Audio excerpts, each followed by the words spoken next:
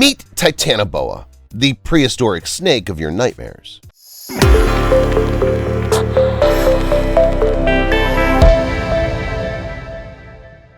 A terrifyingly large snake that once lived in modern-day Colombia, Titanoboa measured up to 50 feet long and weighed up to 2,500 pounds. Deep in a South American jungle, a huge snake once stalked its prey. After sneaking closer and closer to an unsuspecting animal, the silent hunter would strike in a flash and snap its victim's neck in one swift move. The prey didn't even hear the Titanoboa snake coming amid the cacophony of the prehistoric jungle 60 million years ago. No animal had a chance against the biggest snake in history. Titanoboa, the enormous serpent of legend, thrived in the tropical jungles of South America some 5 million years after the extinction of the dinosaurs. The death of the giant reptiles left a vacuum at the top of the food chain, and Titanoboa gladly stepped up. This prehistoric species grew up to 50 feet in length and weighed as much as 2,500 pounds. That's as long as a semi-trailer you see on the highways and about twice as heavy as a polar bear. At its thickest point, Titanoboa were 3 feet wide, which is longer than a human arm.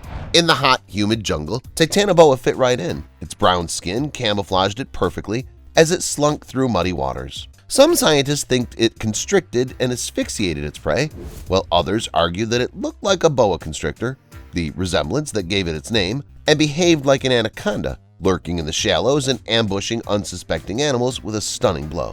What happened next, scientists agree on. The great snake swallowed its giant prey whole. And if you had the terrifying experience of staring into Titanoboa's mouth, you would be no exception. It could kill you before you even had a chance to scream. Uncovering the monstrous snake of prehistoric South America. Titanoboa is a shockingly recent discovery. The story of its reappearance began in 2002 when a student uncovered a fossilized leaf on a visit to the massive coal line at Cerrejón in Colombia.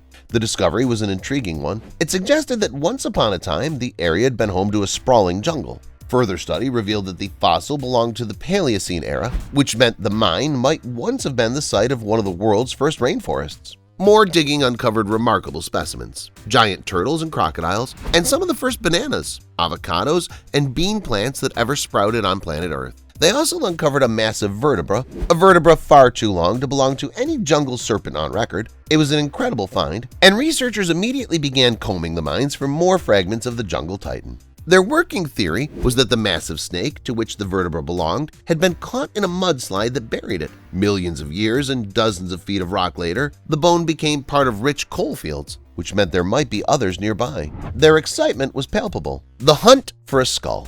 One particular find, however, was unlikely. Though they might uncover more vertebrae, it would take a skull to show them what the enormous serpent was really capable of, and fossilized snake skulls are notoriously difficult to find. The problem is that snake jaws are made powerful by their muscles, not their bones. Their skulls are actually remarkably fragile and usually crumble before sediment can build over them. As a result, they don't usually make it into the fossil record. But remarkably, over the next few years, the team uncovered the remains of 28 enormous serpents, and not 1 but 3 skull fragments, allowing them to piece together a full-scale replica of a snake so large and so frightening that it left no doubt about its place in the new jungles of the world. Even among the massive creatures of the ancient rainforest, Titanoboa was king.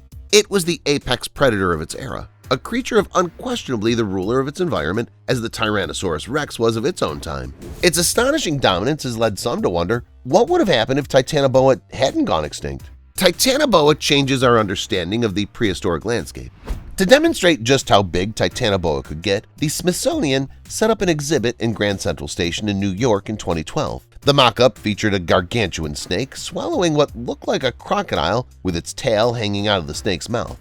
They also ran a series of attention-grabbing promotional videos, like this look at a face-off between a T-Rex and a Titanoboa.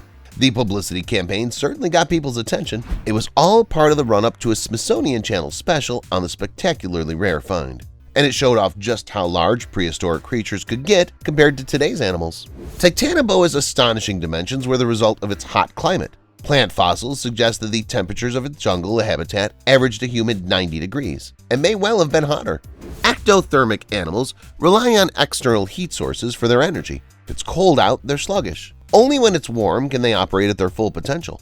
If it's always hot, a cold-blooded creature's metabolism will run at maximum efficiency, allowing them to dedicate that extra energy to growing larger and sustaining a larger body.